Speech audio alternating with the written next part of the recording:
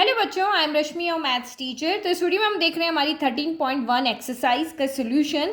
इससे पहले हम इंट्रोडक्शन देख चुके हैं। यहाँ पर हम कंडीशनल प्रोबेबिलिटी की बात करेंगे। कंडीशनल प्रोबेबिलिटी को हम इस फॉर्मूले से फाइंड कर सकते हैं। तो कंडीशनल प्रोबेबिलिटी क्या होता है कि आपको इवेंट ई की प्रोबेबिलिटी फाइंड करनी है जब एफ इवेंट आपको यहाँ पर गिवन है। मतलब एक इवेंट की प्रोबेबिलिटी फाइंड करनी होगी जब दूसरा आपको वहाँ पे गिवन होगा। तो इस फॉर्मूले का यूज करके और हम उसकी प्रोबेबिलिटी को फाइंड करेंगे। नाउ क्वेश्चन नंबर 1 देखते हैं।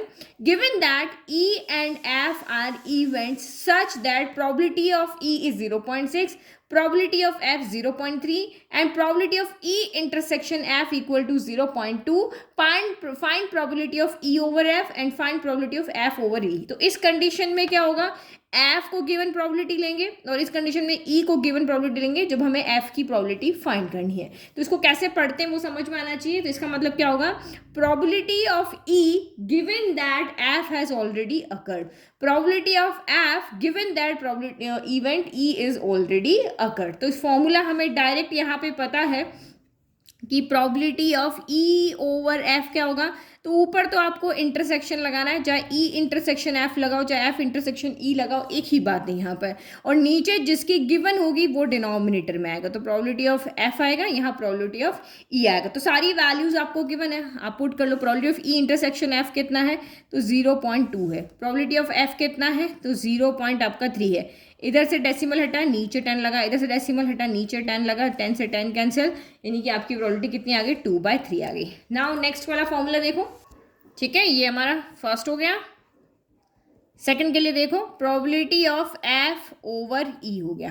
तो प्रोबेबिलिटी एफ ओवर ई, तो ऊपर तो दोनों का इंटरसेक्शन, चाहे ई इंटरसेक्शन एफ लिखो या एफ इंटरसेक्शन ई, एक ही बात है। लेकिन डिनोमिनेटर में कौन आएगा, जो गिवन है प्रोबेबिलिटी ऑफ ई। तो नाउ वैल्यू पुट कर लेते हैं। तो वैल्यू पुट करोगे तो ई इंटरसेक्शन एफ तो 0.2 ही है।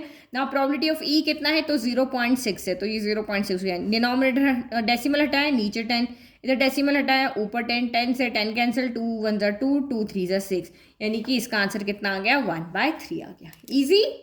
Now next question number 2, compute probability of A over B. तो ए ओवर बी का मतलब क्या होता है, probability of A intersection B divided by given कौन है, नीचे वाला, तो प्रोबेबिलिटी ऑफ बी हो गया। तो इसकी तो वैल्यू हमें गिवन है, ये सारे 1 मार्कर क्वेश्चन है, दोनों की ही वैल्यू हमें गिवन है। तो ए इंटरसेक्शन बी कितना हो गया, 0.32 हो गया। प्रोबेबिलिटी ऑफ बी कितनी होगी, तो 0.5 हो गई। हटाओ डेसिमल तो नीचे 10 आ गया, इधर भी डेसिमल हटाया, इधर भी कितना आ गया, 10 आ गया। तो इसका मतलब आपका ये 5 है ना, अच्छा यहाँ 100 आएगा। तो मैं इसको 50 लिख लेती हूँ, क्या फ़र्क पड़ेगा उससे, कोई फ़र्क पड़ेगा नहीं, भी लिखोगे ना तब भी चलेगा। चलो ऊपर 10 चला गया, अब इस 0 से ये 0 कैंसिल हो गया, फिर क्या बचा आपका, ऊपर 32 बचा, नीचे 5 और ये 10, आपका कितना हो गया, 50 हो गया। ठीक है, तो अब इसको 2 से कैंसिल कर दो, ये 16 टाइम, ये 2 से कैंसिल कर दो 25 time. Easy. Now question number 3 देखो, probability of A 0.8, probability of B 0.5, probability of B over A हमें गिवन है। जो अभी तक हम फाइंड कर रहे थे वो हमें यहाँ पे गिवन है। आपको फाइंड करना है probability of A intersection B. तो देखो probability of A intersection B जो है वो आपके दो फॉर्मूले में आ रहा था। एक तो यहाँ पर आ रहा है, ये जो हमारा फॉर्मूला है कंडीशनल प्रोबेबिलिटी वाला। तो देखो ए इंटरसेक्शन एफ आपका ए इंटरसेक्शन बी यहाँ पर आ रहा है। और एक और जो हमने यहाँ पे प्रॉपर्टीज पढ़ी थी, तो ए इंटरसेक्शन बी हमारा यहाँ पर भी आ रहा है ना। तो आप यहाँ पे क्या कर सकते हो, दोनों में से जो फॉर्मूला आपको लगता है उसमें से हम जो हमारे यहाँ पे लग सकेगा हम उसको फाइंड उसके अकॉर्डिंग निकालेंगे। तो देखो ये हमें गिवन है, तो इसके फॉर्मूले में ये आता है, तो हम यही लिख लेते हैं, probability of B over A. तो probability of B over A क्या होगा, probability of B intersection A लिखो या ए इंटरसेक्शन बी लिखो, एक ही बात है। डिवाइडेड बाय कितना होगा, प्रोबेबिलिटी ऑफ ए हो जाएगा। तो आप यहाँ पे देखो, हमें इसकी भी वैल्यू गिवन है, हमें इसकी भी वैल्यू गिवन है, तो इससे हमारी ये वैल्यू आ जाएगी। तो इसकी वैल्यू कितनी है, तो 0.4 है। इसकी वैल्यू हमें न्यूमरेटर की वैल्यू क्या करनी है, फाइंड करनी है। और प्रोबेबिलिटी ऑफ ए कितना है, तो वो 0.8 है। सॉल्व करो तो ये 0.8 उधर चला जाएगा, 0.4 into 0.8 equal to probability of A intersection B हो गया। तो 8 4 ज़ा 32 हो गया, 2 नंबर के बाद डेसिमल लग जाएगा तो 0.32 हो जाएगा। तो this is your probability of A intersection B. ठीक है, ये हमें जो फाइंड करना था वो हमने फर्स्ट यहाँ पे कर लिया।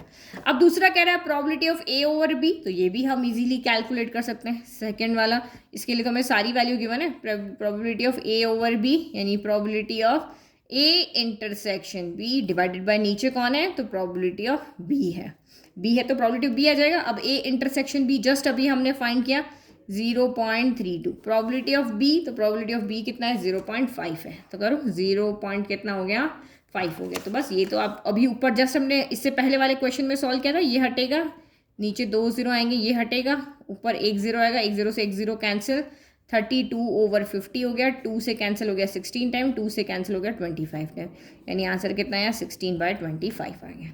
ठीक है, नेक्स्ट आपको कहा probability of A union B निकालो, probability of A union B हम निकाल सकते हैं। थर्ड, ये तो हमें फॉर्मूला पता है, probability of A union B, तो probability of A union B क्या होता है, probability of A union B का फॉर्मूला में पता है, probability of A plus probability of B minus probability of A intersection B, यही फॉर्मूला हमारे पास होता है। तो प्रोबेबिलिटी ऑफ ए हमें गिवन है क्वेश्चन के अंदर 0.8, प्रोबेबिलिटी ऑफ बी हमें गिवन है 0.5 और ए इंटरसेक्शन बी अभी हमने निकाला था तो 0.32 हो गया। तो ये ऐड करो 8 + 5 13, तो 1.3 माइनस 0.32, तो इसको 1.30 लिख दो। तो ये आपका 2 यहाँ पर आ रहा है, तो 2 इधर से एलसीएम लेंगे तो 0.98 आएगा, 30 से 30 गया तो 1 माइनस 0.02, 1 माइनस 0.02 0.98 आ गया। Easy question. चलो question number 4, evaluate probability of A union B, तो पहले फॉर्मूला लिख दें, probability of A union B हमारा क्या होगा, प्रोबेबिलिटी ऑफ ए होगा, फिर प्लस प्रोबेबिलिटी ऑफ आपका बी होगा, minus probability of A intersection B होगा। तो ये फॉर्मूला है हमारा, तो यहाँ से इसके लिए हमें जो जो भी वैल्यू चाहिए वो निकाल करके लेकर के आएंगे। देखो 2 टाइम प्रोबेबिलिटी ऑफ ए 5/13 है, तो यहाँ से प्रोबेबिलिटी ऑफ ए आ जाएगा, यहाँ से प्रोबेबिलिटी ऑफ बी आ जाएगा, ये तो हमको सीधा गिवन है। अब probability of A intersection B, तो वो हमें यहाँ से निकालने के लाना पड़ेगा, क्योंकि इसका फॉर्मूला हमें पता है, probability of A intersection B divided by probability of B हो गया। तो यहाँ से इसकी वैल्यू आ जाएगी। सबसे पहले हम प्रोबेबिलिटी ऑफ ए निकालते हैं, तो क्या दिया हुआ है 2 टाइम्स प्रोबेबिलिटी ऑफ ए जो है 2 टाइम्स प्रोबेबिलिटी ऑफ ए किसके इक्वल है 5/13 के इक्वल है। यही आपको दिया ना भाई, ये तीनों आपस में इक्वल है, तो अभी हमने ये 2 लिया, जो हमें जरूरत है वो लिया। तो प्रोबेबिलिटी ऑफ ए कितना हो जाएगा 5/2 × 13, तो प्रोबेबिलिटी ऑफ ए कितना हो गया यहाँ पर 5/26 हो गया। चलो उसके बाद प्रोबेबिलिटी ऑफ बी कितना हुआ, तो प्रोबेबिलिटी ऑफ बी तो सीधा आपको दिया हुआ है 5/13 के इक्वल। फिर next probability of A over B आपको क्या दिया हुआ है, तो 2/5 दिया हुआ है, तो ठीक है हम यहाँ probability of A over B का फॉर्मूला लिख देते हैं। वो क्या होता है, probability of A intersection B divided by probability of B equal to 2/5 हो गया। प्रोबेबिलिटी ऑफ बी की वैल्यू हमें पता है 5/13, वो रख लेते हैं, हमें तो इसकी वैल्यू चाहिए, probability of A intersection B divided by 5/13 equal to 2/5, इसको उधर ले जाओ, probability of A intersection B equal to 2/5 into 5/13 हो गया, तो 5 से 5 कैंसिल हो गया, तो probability of A intersection B किसके इक्वल आया 2/13 के। तो ये जो हमें सारी वैल्यू चाहिए थी, प्रोबेबिलिटी ऑफ ए हमने ले लिया, प्रोबेबिलिटी ऑफ बी ले लिया, probability of A intersection B भी ले लिया। नाउ अब ए यूनियन बी में वैल्यू को पुट करते हैं, तो probability of A union B क्या होता है, प्रोबेबिलिटी ऑफ ए यानी 5/26 प्लस प्रोबेबिलिटी ऑफ बी यानी 5/13 minus intersection probability of intersection B यानी 2/13। तो यही तो हो रहा हमारा फॉर्मूला, ये ना। चलो अब इसके अंदर आप क्या करो, सॉल्व कर लो। तो देखो ये तो 5/26 एज इट इज है, पहले इन दोनों को सॉल्व कर, बेस सेम है ना, तो ये आपका 13 एलसीएम आ गया, 5 माइनस का 2 हो गया, तो 5 माइनस का 2 कितना हो गया, तो ये आपका 3/13 आएगा। अच्छा देखो मुझे यहाँ पे इजीली मैं सॉल्व कर सकती हूँ, 13 2 × 26 होता है, मैं यहाँ पे 2 से क्या करते हैं मल्टीप्लाई, सबका अपना अपना तरीका है, जिसका जो तरीका लग जाए। तो ये 6/26 हो गया, तो यानी अब एलसीएम ले लिया 26, तो ये 5 + 6 हो गया, तो 5 + 6 यानी 11/26 हो गया। एलसीएम ले लो चाहे ऐसे कर लो, तो ये हमारा यहाँ पर आंसर आ रहा है। नेक्स्ट क्वेश्चन नंबर 5 देखो, प्रोबेबिलिटी ऑफ ए गिवन है, प्रोबेबिलिटी ऑफ बी गिवन है, probability of A union B given है। तो कह रहा है कि probability of A intersection B find करो, फिर probability of A over B find करो, बी ओवर ए फाइंड करो। तो ये आपको यहाँ पे, जैसे ये लाइन यहाँ गलत आ गई है ना, ये 6 to 9 क्वेश्चन की लाइन है, ठीक है। तो ये 3 हमें यहाँ फाइंड करना है। तो सबसे पहले आप probability of A intersection B find करना जब यूनियन हमें गिवन है। तो फर्स्ट में आपको पता है यूनियन और इंटरसेक्शन के अंदर तो हमें एक फॉर्मूला पता है कि A probability of A union B क्या होता है, probability of A plus probability of B minus probability of A intersection B होता है। ये फॉर्मूला हमें पता है, तो यहाँ से आपको देखो ये तीन चीज़ आपको पता है, यूनियन यहाँ रख देंगे, ए यहाँ रख देंगे, बी यहाँ रख देंगे और ये हमें फाइंड हो जाएगा। तो करो 7/11 equal to probability of A क्या है 6/11, प्रोबेबिलिटी ऑफ बी क्या है 5/11 minus probability of A intersection B हो गया। तो सॉल्व कर लेते हैं हम। देखो ये नेगेटिव है, इसकी वैल्यू फाइंड करने ना, इसको उधर भेज देते हैं। तो ये probability of A intersection B हो गया इक्वल टू 6/11 प्लस 5/11 माइनस 7/11 हो गया। ये इधर आ गया तो नेगेटिव, ये इधर आ गया तो पॉजिटिव। एलसीएम ले लो, 11 एलसीएम हो गया तो 6 + 5 - 7 हो गया। तो 6 + 5 क्या होता है 11 - 7/11। तो 11 - 7 आपका यहाँ पर क्या हो जाएगा 4/11। तो this implies probability of A intersection B यहाँ से कितना हो गया 4/11 आ गया। ये हमने फर्स्ट से अपना काम कर लिया। अब सेकंड आपको यहाँ पे क्या करना है probability of A over B निकालो। तो ये तो हम इजीली कर लेंगे क्योंकि सबकी वैल्यू में पता है। Probability of A over B, तो यानी क्या हो जाएगा probability of A intersection B divided by probability of B हो गया। रखो वैल्यू, ए इंटरसेक्शन बी तो हम भी लेकर आए 4/11 और बी की कितनी है 5/11, तो ये भी यहाँ पे पुट कर देते हैं 5/11। डिनोमिनेटर सेम है कैंसिल, तो आंसर कितना आ गया 4/5 आ गया। चलो अब थर्ड निकालते हैं यहाँ पर probability of B over A. तो probability of B over A भी यही होगा, probability of A intersection B, numerator तो सेम आएगा, डिनोमिनेटर में कौन आएगा प्रोबेबिलिटी ऑफ ए, क्योंकि यहाँ पर ए अब गिवन है। तो ए इंटरसेक्शन बी की वैल्यू तो वही है 4/11 और प्रोबेबिलिटी ऑफ ए कितना है तो 6/11। तो रखो यहाँ पे कितना हो गया 6/11, डिनोमिनेटर सेम कैंसिल 4/6 हो गया, 2 2 ज़ा 4 2 3 ज़ा 6 हो गया। ये हमारा यहाँ पर आंसर आ गया। ठीक है, तो क्वेश्चन 5 इजी। चलो क्वेश्चन नंबर 6, तो determine P O probability of E over F in exercise 6 to 9। तो 6 to 9 क्वेश्चन के अंदर आपको ये probability of E over F ही निकालना है। तो क्वेश्चन नंबर 6 क्या कह रहा है, अ कॉइन इज टॉस 3 टाइम्स। एक कॉइन को हमने 3 टाइम टॉस किया, तो ई इवेंट क्या है हेड ऑन थर्ड टोज और एफ इवेंट क्या है हेड ऑन फर्स्ट 2 टोजेस। तो ये आपको फाइंड करने वाला है और ये आपका यहाँ पे एफ क्या है गिवन। अभी तक हमने यही पढ़ रहे हैं कि ई जो है वो हमारा जो प्रोबेबिलिटी इसकी फाइंड करनी है और एफ इवेंट वो है जो हमें गिवन है। तो सबसे पहले यहाँ पे हमें चाहिए होगा सैम्पल स्पेस, क्योंकि एक इवेंट की प्रोबेबिलिटी हम सैम्पल स्पेस के अकॉर्डिंग ही निकालते हैं, क्योंकि favourable outcomes divided by possible outcomes. तो सबसे पहले पॉसिबल आउटकम्स निकालते हैं। अ कॉइन इज टॉस 3 टाइम, एक कॉइन को 3 टाइम टॉस करो या 3 कॉइन को 1 टाइम टॉस करो, सेम सैम्पल स्पेस आता है। तो कॉइन में 2 होते हैं, एक हेड और एक टेल, और 3 टाइम्स आप इसको टॉस करो तो 2 पावर यहाँ पे क्या हो जाएगा 3। एक कॉइन में 2 ही कंडीशन होती है, हेड या टेल, तो 2 आ गया। अगर डाइस होता तो 6 होता और अगर कार्ड होता तो 52 होता। और 3 टाइम्स तो जितनी टाइम्स वो ऊपर पावर, यानी 8 पॉसिबल आउटकम्स यहाँ पे आएंगे सैम्पल स्पेस के अंदर। तो देखो लिखने का बहुत इजी तरीका है, सबसे पहले हेड हेड हेड लिख दो और लास्ट में आप यहाँ पे टेल टेल टेल लिख दो। ठीक है, अब लास्ट पे या पहले पे टेल लेते जाओ या लास्ट में, मैं लास्ट में लेती हूँ। तो हेड हेड टेल ले गया, अभी टेल लास्ट में, अब बीच में आ जाएगा हेड टेल हेड आ गया, फिर अब फर्स्ट पे आ जाएगा तो टेल हेड हेड आ जाएगा। ठीक है, अब 2 जगह टेल लिख दो, तो हेड टेल टेल हो गया। अभी हेड कहाँ आ जाएगा बीच में, तो ये आपका हेड टेल हेड हो गया। देखो 8 हो गए, 1 2 3 4 5 6 7 हुए। अच्छा यहाँ पे ये हो गया, और अब इसके बाद एक और आ जाएगा भाई टेल। अभी अच्छा ये गलत कर दिया ना, THT लिखना था, गलत लिख गया, THT लिखना था। और इसके बाद क्या हो जाएगा, दोनों टेल जो लास्ट में थे दोनों फर्स्ट में आ जाएंगे। तो यहाँ लिख लें टेल टेल हेड हो गया, हो गए 8। तो इस तरह से आप लिख सकते हो, कुछ भी गलती भी नहीं होगी। नहीं इस तरह से भी लिखना नहीं आ रहा है तो इस तरह से आप देखो इस तरह से अरेंजमेंट से भी लिख सकते हो। 8 टाइम है ना, अच्छा तो 4 टाइम लिखेंगे, 1 सेकेंड रुको, 4 टाइम हेड लिखेंगे, 4 टाइम टेल लिखेंगे, तो ये 1 टाइम और ये 1 टाइम और आएगा। ठीक है, तो उसके बाद अच्छा मैं आपका मेरा गलत हो गया, 4 बार हेड लिख देना, क्योंकि 2 पावर 3 8 आउटकम्स आएंगे, तो 4 बार हेड लिख दो, 4 बार टेल लिख दो। फिर उसके बाद 2 बार हेड 2 बार टेल, 2 बार हेड 2 बार टेल लिखेंगे, फिर 1 बार हेड टेल हेड टेल ऐसे करके लिखेंगे। रुको मैं रफ पेपर पर लिख के बताती हूँ, नहीं लिखने आना ना ये को। 4 बार हेड 4 बार टेल, 4 का आधा 2 होता है, तो 2 बार हेड 2 बार टेल, 2 बार हेड 2 बार टेल। अब 1 बार हेड 1 बार टेल, 4 का आधा 2, 2 का आधा 1, तो head tail head tail head tail, ये आ गए आपके सारे आउटकम्स इजीली। ठीक है, चलो अब क्या करें, अब हम इवेंट ई निकालते हैं।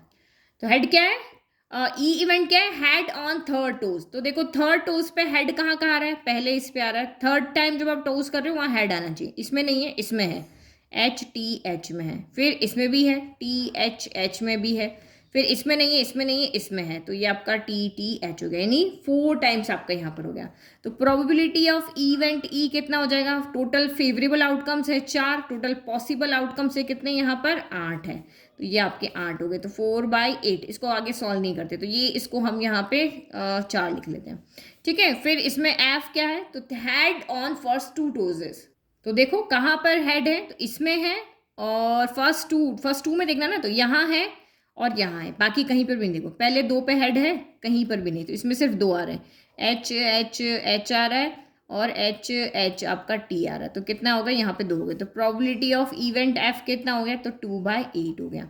नाउ ई ओवर एफ निकालना है, तो यहाँ पे लिखो probability of E over F. तो प्रोबेबिलिटी ई ओवर एफ क्या होगा, probability of E intersection F upon probability of F हो गया। तो अभी तो हमें ई इंटरसेक्शन एफ निकालना है, तो यहाँ निकालो ई इंटरसेक्शन एफ कितना हो जाएगा। तो दोनों में क्या कॉमन है, देखो एच यहाँ भी है, यहाँ भी है, एच टी यहाँ पर है लेकिन यहाँ पर नहीं है, क्योंकि हेड थर्ड टोज पे होना चाहिए, लेकिन यहाँ पर थर्ड टोज पे है नहीं, सिर्फ एक ही कॉमन आ रहा है, एच आ रहा है ना, यही आ रहा है। तो probability of E intersection F कितना हो जाएगा, प्रोबेबिलिटी ऑफ ई इंटरसेक्शन हो जाएगा 1, इसमें एक ही है, और सैंपल स्पेस में कितने हैं, 8 है। तो चलो वैल्यू पुट कर लेते हैं, ई इंटरसेक्शन एफ में 1/8 हो गया, प्रोबेबिलिटी ऑफ एफ कितना है, तो ये 2/8 हो गया।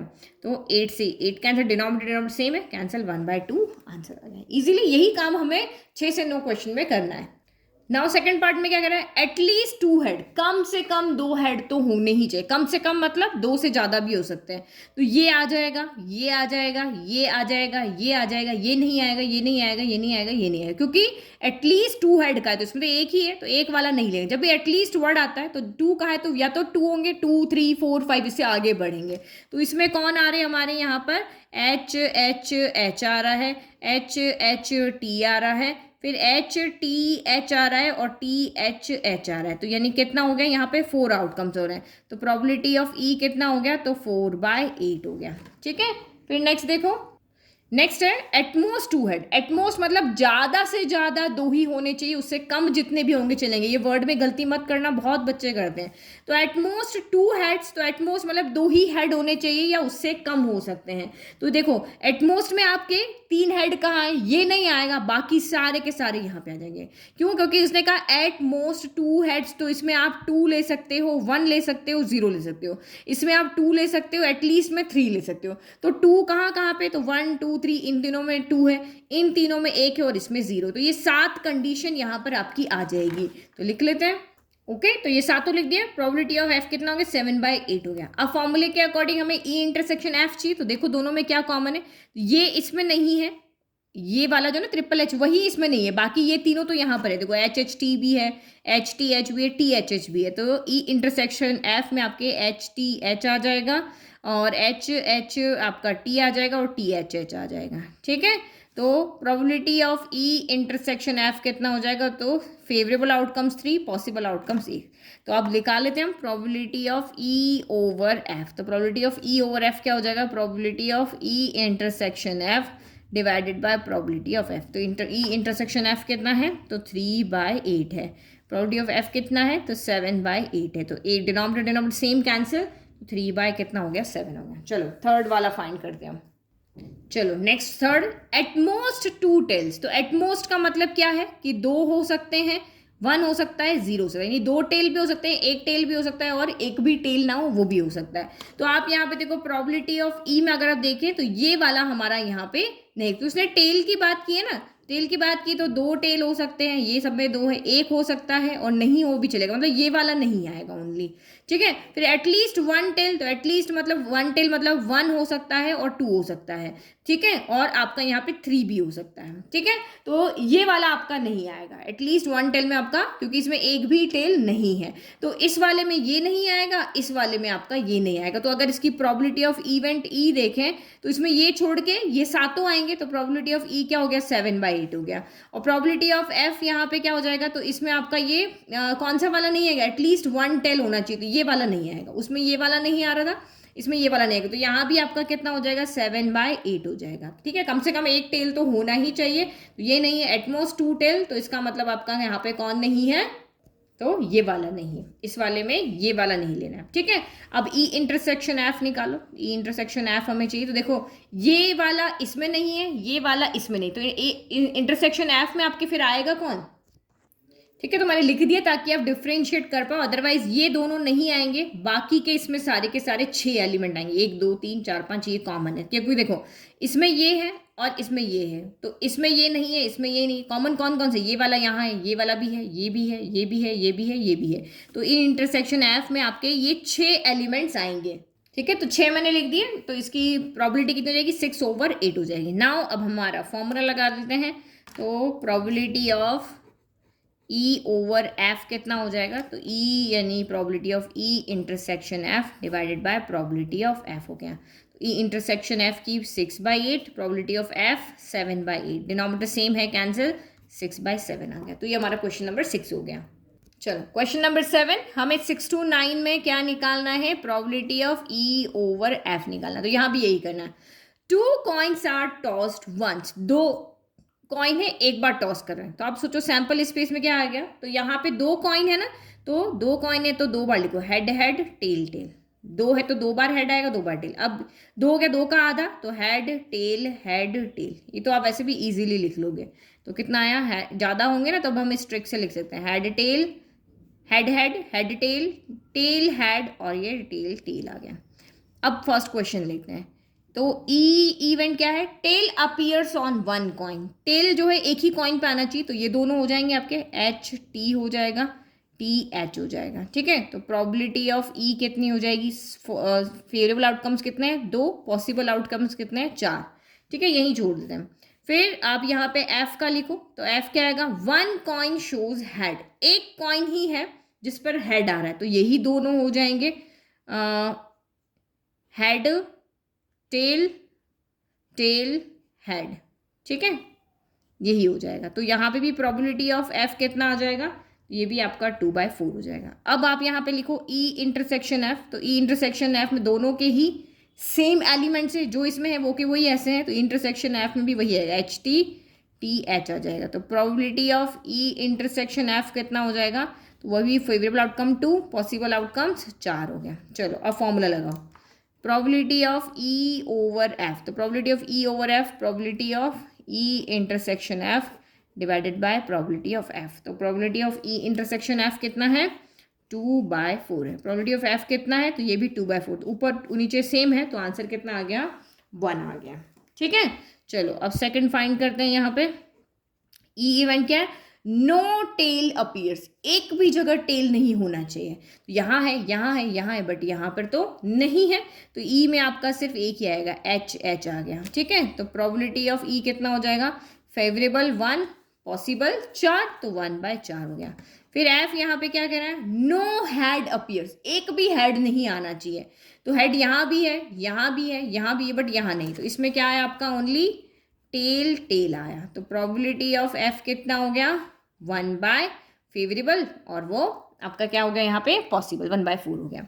चलो अब आप यहाँ पे देखो ई इंटरसेक्शन एफ चाहिए, तो ई इंटरसेक्शन एफ देखोगे तो यहाँ एच एच है, यहाँ टेल टेल है, तो कुछ भी कॉमन नहीं है, ई इंटरसेक्शन एफ में एक भी एलिमेंट नहीं आ रहा, तो 5 हो गया।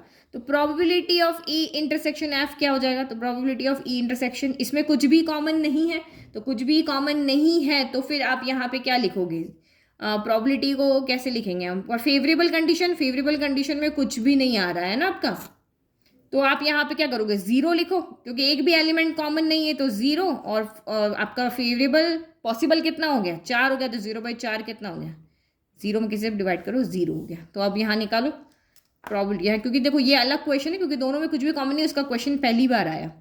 Probability of E over F कितना हो जाएगा, तो probability of E intersection F divided by probability of F. तो probability of E intersection F कितना हो जाएगा 0, प्रोबेबिलिटी ऑफ एफ कितना हो जाएगा 1/4। तो 0 में 1/4 से डिवाइड किया तब ये आंसर 0 आ गया।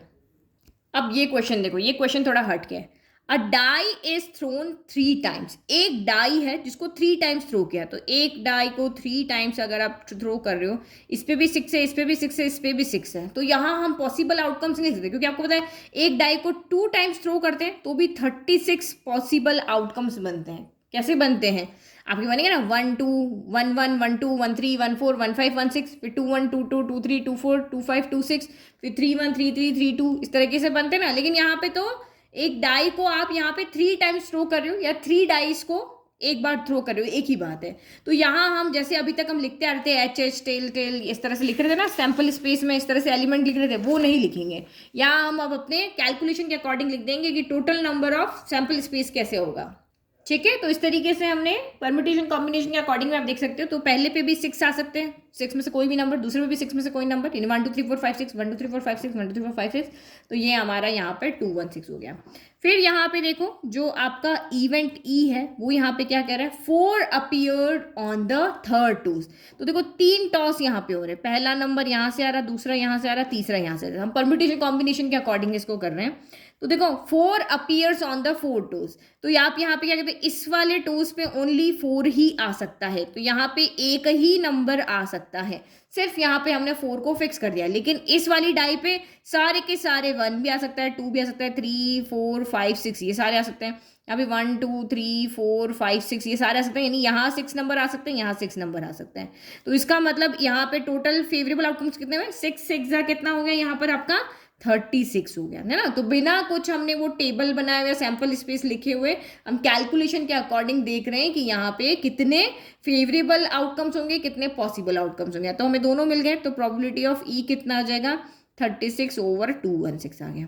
चलो एफ, अब यहाँ पे देखो एफ कितना है, 6 and 5 appears respectively on first 2 टोजेस।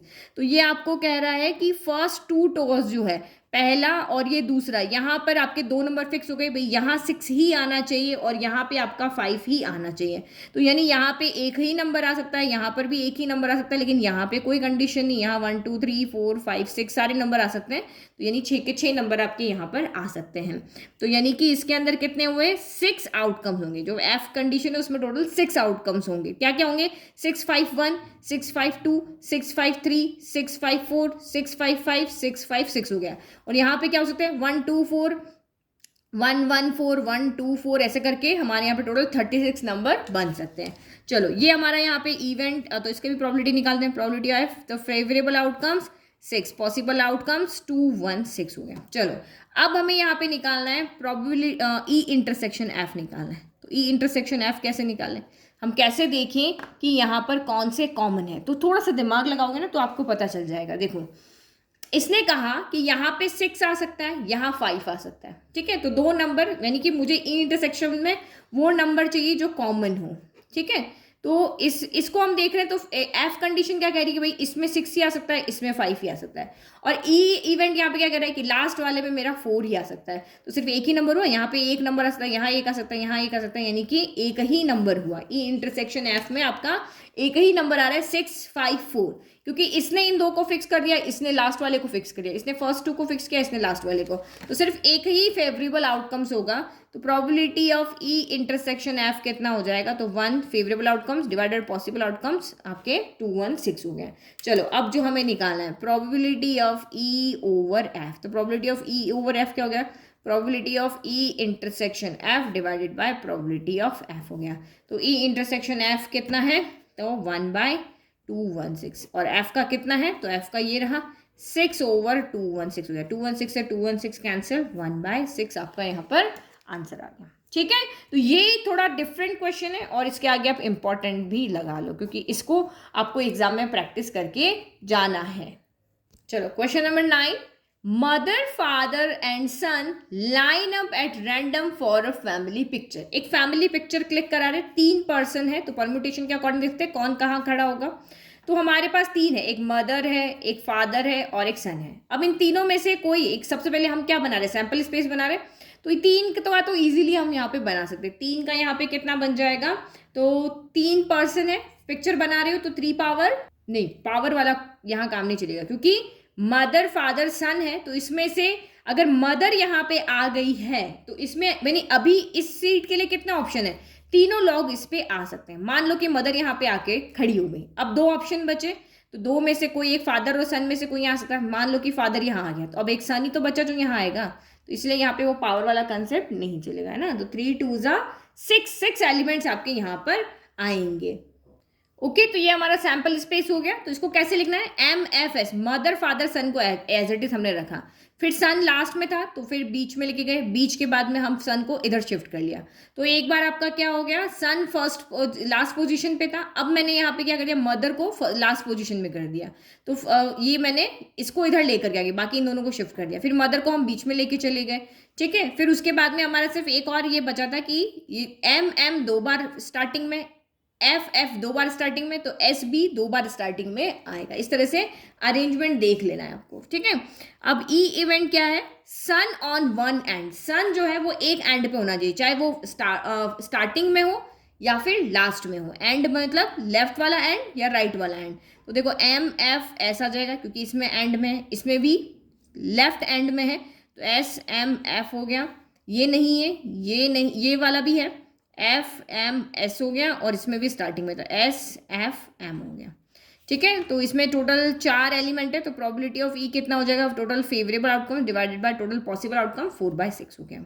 चलो अब F की बात करते हैं। तो F में फादर इन मिडिल, तो वो एलिमेंट लिखो जहाँ फादर मिडिल में, एक ये वाले में है MFS, और यहाँ मिडिल नहीं है, यहाँ मिडिल नहीं, यहाँ नहीं, यहाँ नहीं, यहाँ मिडिल में, तो SFM, यहाँ भी मिडिल में। तो प्रोबेबिलिटी ऑफ F कितना हो गया, 2/6 हो गया भाई, 2 ही है और यही हो गया 6। नाउ अब यहाँ पे E इंटरसेक्शन F निकालो, E इंटरसेक्शन F। तो E इंटरसेक्शन F में देखो MFS यहाँ भी है, यहाँ भी है, तो ये तो आएगा क्योंकि इसकी कंडीशन क्या है, सन ऑन वन एंड, तो यहाँ भी है, यहाँ भी है, तो ये आपके वही 2 एलिमेंट MFS आ जाएगा या SFM आ जाएगा।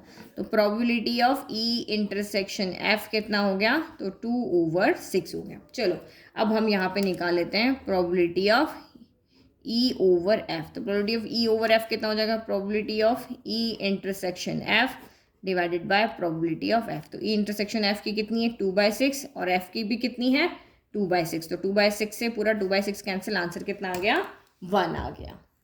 इजी। 10 देखते हैं हम।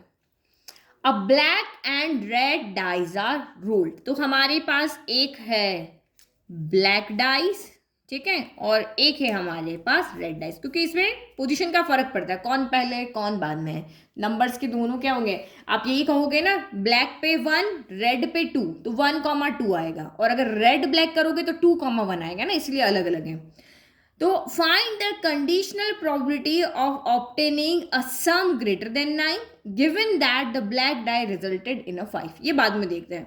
अब 2 डाई है तो सैंपल स्पेस में कितने एलिमेंट्स होंगे, तो इसके ऊपर भी 6, इसके ऊपर भी 6, यानी टोटल कितने होंगे, 36 एलिमेंट्स होंगे सैंपल स्पेस के अंदर, ठीक है। तो ये लिखते 36 एलिमेंट्स। अब कंडीशनल प्रोबेबिलिटी हमें फाइंड करना है, तो यानी PE/F हमें निकालना है, जहाँ E हमें फाइंड करना होता है, इसकी प्रोबेबिलिटी फाइंड करनी होती है, F जो क्या होता है हमें गिवन होता है। देखो find the conditional probability of obtaining a sum greater than 9, तो हमें एक नंबर्स का, डाइस के ऊपर जो नंबर्स का सम है वो ग्रेटर देन 9 आ रहा है, उसकी प्रोबेबिलिटी फाइंड करनी है given that the black die resulted in a 5। तो यहाँ पे F जो है वो हमें यहाँ पे क्या कह रहा है, ये हमें यहाँ पर गिवन है कि 5 appeared on the black die, the black die resulted in a 5, यानी कि ब्लैक डाई पे एक नंबर 5 तो होना ही चाहिए, ठीक है। तो ये हमने दोनों यहाँ लिख दिया। अब सम ऑफ नंबर ग्रेटर देन 9, अब हमने एलिमेंट्स तो लिखे ही नहीं, कैसे लिखे, तो देखो बहुत इजी है एलिमेंट्स यहाँ पे लिखना। देखो 1 डाई के ऊपर क्या नंबर होते हैं, 1 होगा, 2 होगा, 3 होगा, 4 होगा, 5 होगा और 6 का है। तो आप देखो 1 को किसके साथ सम करने पर, सम ग्रेटर देन 9, ग्रेटर देन 9 का मतलब क्या हो सकता है, 10 आ सकता है मैक्सिमम डाइस पे, 6 + 6 12 आता है, तो सम 12 आ सकता है, 11 आ सकता है और 12 आ सकता है, 10 11 12 यही सम होने चाहिए। तो 1 का इनमें से किसी के साथ सम करो, इन तीनों में से कोई सम नहीं आता। 2 का करो तो 2 + 6 मैक्सिमम 8 ही आता है, 3 + 6 मैक्सिमम 9 ही आता है। तो 4 का 6 का करेंगे, 4 + 6 10 आता है, और 4 + 5 तो 9 होता है, तो करेंगे नहीं, तो 4 और 6 हम यहाँ पे ले सकते हैं। तो मैंने 4 ले लिया, 6 ले लिया, ठीक है। अब इसके बाद 5 लोगे तो 5 के साथ आप यहाँ पे क्या ले सकते हो, 5 के साथ हम 4 भी ले सकते हैं, 5 के साथ हम 6 भी ले सकते हैं, क्योंकि 5 के साथ 4 नहीं ले सकते, क्योंकि 5 + 4 तो 9 हो जाएगा ना। तो 5 के साथ हम यहाँ पे क्या ले सकते हैं, 6 ले सकते हैं। और देखो यहाँ पे क्या कर सकते हैं, 5 के साथ हम 5 भी तो ले सकते हैं, 5 के साथ हमने 5 लिए, तो 4 के साथ तो एक ही नंबर आएगा, 5 के साथ 5 ले सकते हैं, 5 के साथ 6 ले सकते हैं। अब कोई नंबर नहीं बचा। अब 6 के साथ देखो, 6 + 1 नहीं, 6 + 2 नहीं, 6 + 3 नहीं, 6 + 4, 6 + 4 आया तो 6 + 5 भी आएगा और 6 + आपका 6 भी आएगा। तो हमको देखने की जरूरत नहीं, हमने नंबर्स को ऐड करके बना दिया। यानी प्रोबेबिलिटी ऑफ ई यहाँ पर कितना हो जाएगा, तो फेवरेबल 1 2 3 4 5 6, तो ये 6 हो गया, पॉसिबल 36 हो गया। अब एफ में देखो, इसने कहा कि 5 appeared on the black die. Black dye पे हमेशा क्या होना चाहिए, 5 होना ही चाहिए। तो आप यहाँ पे देखो, मैं ब्लैक डाई वहां रखा, तो 5 के साथ मैं यहाँ पे 1 ले सकती हूँ, 5 के साथ में यहाँ पे 2 ले सकती हूँ, 5 के साथ में 3 ले सकती हूँ, 5 के साथ में 4 ले सकती हूँ, 5 के साथ में 5 ले सकती हूँ और 5 के साथ में यहाँ पे 6 ले सकती हूँ। यही आ सकता है क्योंकि ब्लैक डाई है, तो ये एक ही, मैंने इसको रख दिया कि भाई पहला वाली डाई ब्लैक है, तो यही 6 नंबर यहाँ पे आ सकते हैं। तो प्रोबेबिलिटी ऑफ एफ कितना हो गया, 6/36। ये भी सेम, ये भी सेम। चलो अब यहाँ निकालते हैं प्रोबेबिलिटी, पहले ई इंटरसेक्शन एफ निकालते हैं। तो ई इंटरसेक्शन एफ में देखो क्या क्या कॉमन है। इसने कहा जहां पर भी एक 5 हो, 2 5 हो, वो ले लो पहले नंबर पे, तो ये आ सकता है। तो 5,6 आ सकता है, 5,5 आ सकता है। ये वाला नहीं आएगा क्योंकि हमने रेड वाली डाई को यहाँ पे रखा है, रेड वाली डाई जो है वो सेकंड नंबर पे, तो ये नहीं आ सकता। तो इसका मतलब probability of E intersection F कितना हो गया, तो 2/36 हो गया, क्योंकि इसमें 2 ही एलिमेंट है। अब आप यहाँ पे फॉर्मूला लगा लो। तो probability of E intersection F divided by probability of F, ये किसकी वैल्यू है, probability of E over F, यही हमें फाइंड करना था, ठीक है।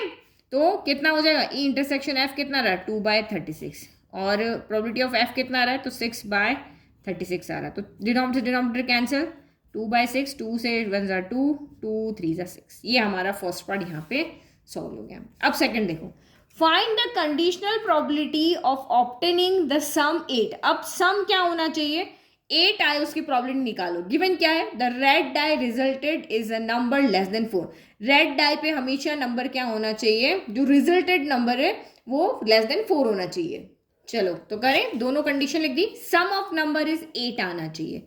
तो आप यहाँ पे देखो क्या क्या लिखोगे, 1 के साथ तो किसी का भी सम 8 नहीं आता, 1 6 + 1 मैक्सिमम आपका 6 आता है, तो 2 लिखो।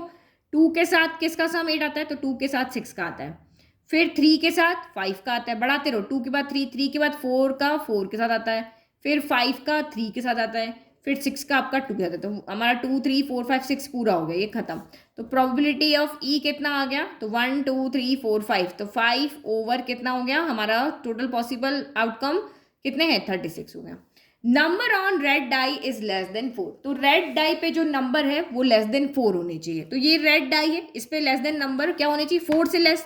तो ये देखो, ये हमारी ब्लैक डाई है और ये हमारी रेड डाई है, इस पे नंबर लेस देन 4 है। लेस देन 4 का मतलब इस पे कौन कौन आ सकता है, 1 आ सकता है, 2 आ सकता है और 3 आ सकता है। लेकिन इस पे सारे के सारे आ सकते हैं, 1 2 3 4 5 6 सारे के सारे आ सकते हैं। या तो आप इस तरह से बना करके लिखो, या सीधा लिख दो कि यहाँ 6 के 6 नंबर आ सकते हैं, यहाँ 3 नंबर ही आ सकते हैं।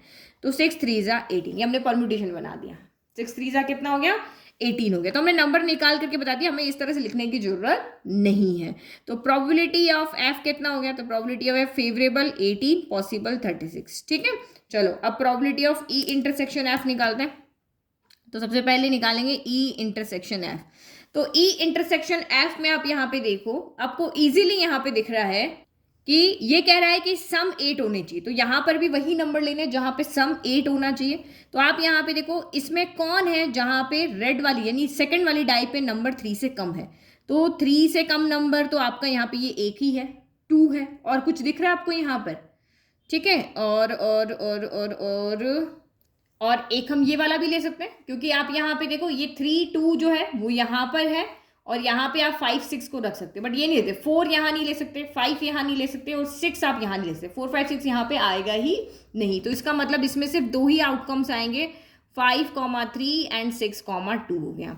तो इसका मतलब probability of E intersection F यहाँ से कितना हो गया, फेवरेबल आउटकम 2 और पॉसिबल आउटकम्स 36 हो गया। चलो अब लगाते हैं हम हमारा formula, probability of E over F equal to probability of E intersection F divided by probability of F हो गया। तो ई इंटरसेक्शन एफ कितना आया, 2/36 आ रहा है, एफ का कितना आ रहा है, तो 18/36 आ रहा है। 36 से 36 कैंसिल, 2/18 बचा, 2 की टेबल में 2 आया 1 टाइम, 18 आया 9 टाइम, यानी 1/9 आपका आंसर हो गया।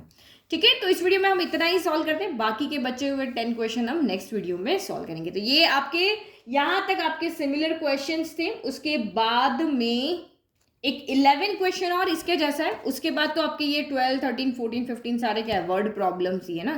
तो 10 तक कर लिए, 7 क्वेश्चन हम एक साथ नेक्स्ट वीडियो में सॉल्व करेंगे। Thank you.